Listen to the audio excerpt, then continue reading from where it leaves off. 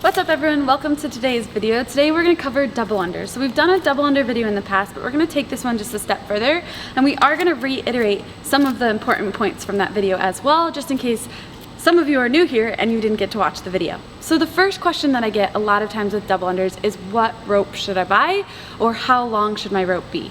A lot of times you can get a cable and then cut it to fit your size. What I would encourage you to do is cut your rope somewhere close to where when you step on it with one foot and you pull, so I have two ropes, we'll talk about these cables in a second, but you pull up, it's gonna hit you somewhere around the sternum or the armpit.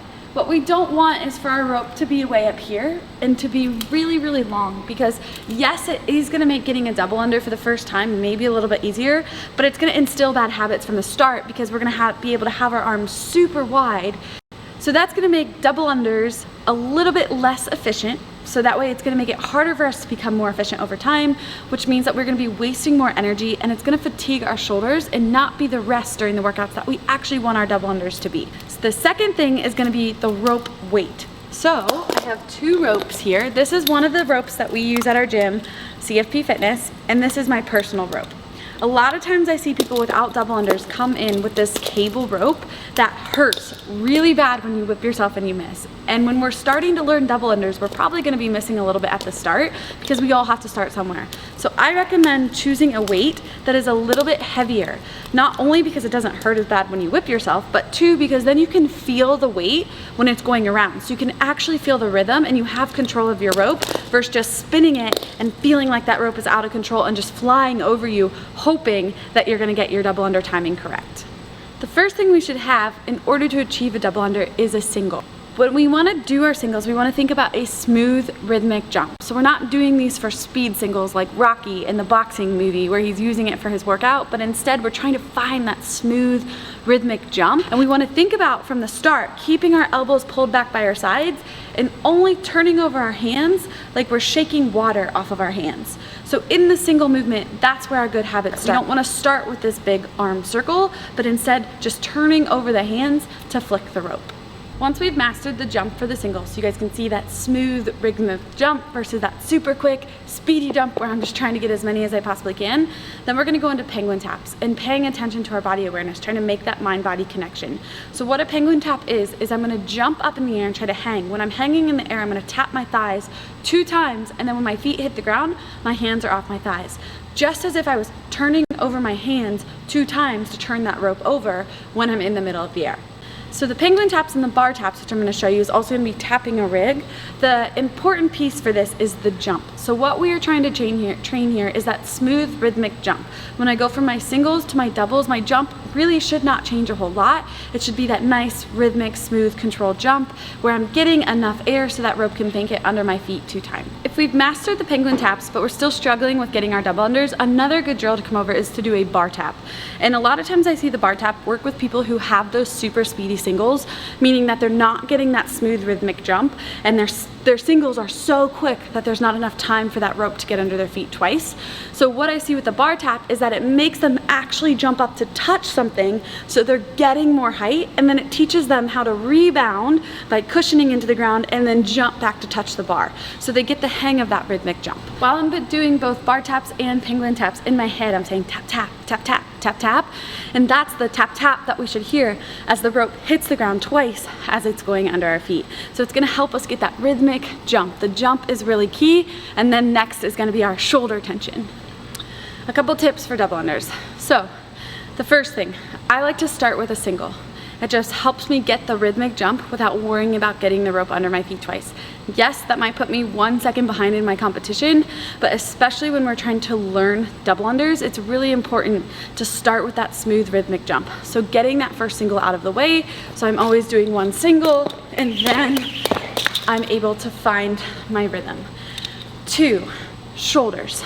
Our shoulders are the biggest thing that I see. I see a lot of people so tense in the gym, as tense as they possibly can be, and that's just gonna skyrocket their heart rate and wear their shoulders out. In a double under, we wanna think about keeping our shoulders as relaxed as possible, breathing consistently, trying to relax, and then focusing on not the arms doing the work, but instead it's all in the flick of the wrist.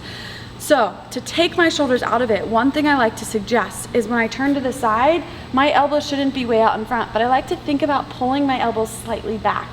So that way, when my elbows are pulled back at all times, I can see my hands out of my peripheral vision, and then I can just turn my hands over.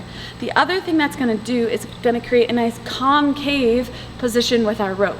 So when our rope's going around, we should see our rope. Our eyes should not be squeezed closed, but we should see that beautiful rainbow arch or that concave position as it is coming over. So a really great way to practice this first is, one drill I really like is to think about turning over the rope. So in the double under, we have to turn the rope over faster than in the single. So a really good drill is just gonna be to stand, finding your starting position, and flick the rope around. Getting the hang of it hitting 6 to 12 inches in front of our feet. Then we can step forward, and we're gonna stand and turn the rope around. What we're working on is finding that concave position. From there, we can take it into doing a couple singles, maybe 5 singles into 1 double under attempt, back to 5 singles. So I'm gonna find my rhythmic jump, 5, turn it over.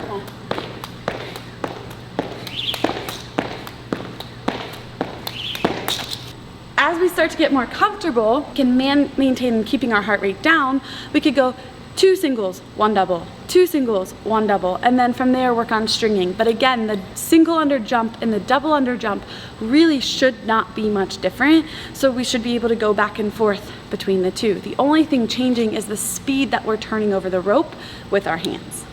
The next thing that I want to hit on is a lot of times that I see people waiting too long to turn over the rope. So we are at the top of our jump and then all of a sudden we're like, oh yeah, I want to do a double under, and we start to try to turn our hands over.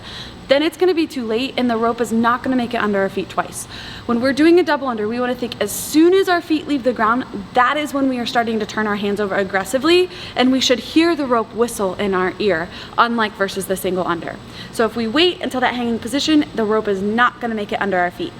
The other piece is a lot of times we see people get one and then they miss their second one, and that's because we do a really great job of turning our hands over aggressively on that first rep as soon as our feet leave the ground, and then we're so excited that we got one, we just stop our hands. So make sure to continue, keep tap, tap, tap, tap, tap, tap, continue turning over your hands to keep that rope in that rhythm with your rhythmic jump. A lot of things that we see people do that definitely affect the double under, other than strenuously stressing their shoulders and keeping so much tension in their upper body, is going to be either piking or bending at the knee. So when we're piking, we're flicking and we're crunching, and that's going to waste a lot of energy, and we might even flick the rope, which is going to throw off our double under. When we're pulling up our knees, it's going to cause us to land really hard, which is going to make it really challenging for us to rebound in that smooth, consistent way off of the ground. So we want to think about our head going towards the ceiling and keeping our body in a neutral position. No piking, no tucking, and no stress or no tension in our shoulders. Just a relaxed up and down jump from the ball of our foot. Our heel can gently touch the ground. A couple other tips: eyes open, stay relaxed, enjoy the process.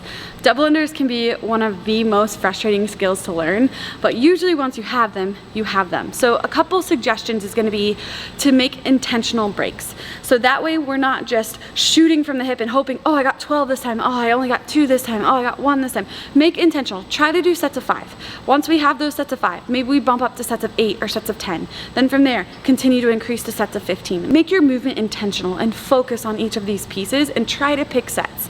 The other thing is with the jump rope, if you're going to practice, you're going to get a workout no matter what. We're going to end up sweating. We might end up frustrated, like we want to throw our rope across the room. That's probably when it's time to call it for the day.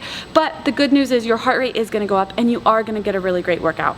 I suggest starting with 3 days a week for 10 to 15 minutes. It's really easy to go into double under practice and do an hour plus, and then the next day you're not going to be able to walk up and down the steps. So hang the rope up before you hit that point to make sure that we can continue walking up and down the steps the next day. Keep exercising, but just build it in 3 times a week for 10 to 15 minutes regularly, and you will achieve your double unders and you'll be stringing them in no time. Thank you so much for watching. We know the CrossFit Open is just around the corner. I have a feeling we're gonna see double unders. Really try not to hold your breath. Try to relax, try to be smooth, and just start practicing now because you can get them by the CrossFit Open. If you found value in this, please smash the like button. It definitely helps our channel. Comment below with any other skills or tips or drills that you guys wanna see us bring to the channel, and we'd be happy to do so for you. Have a great day.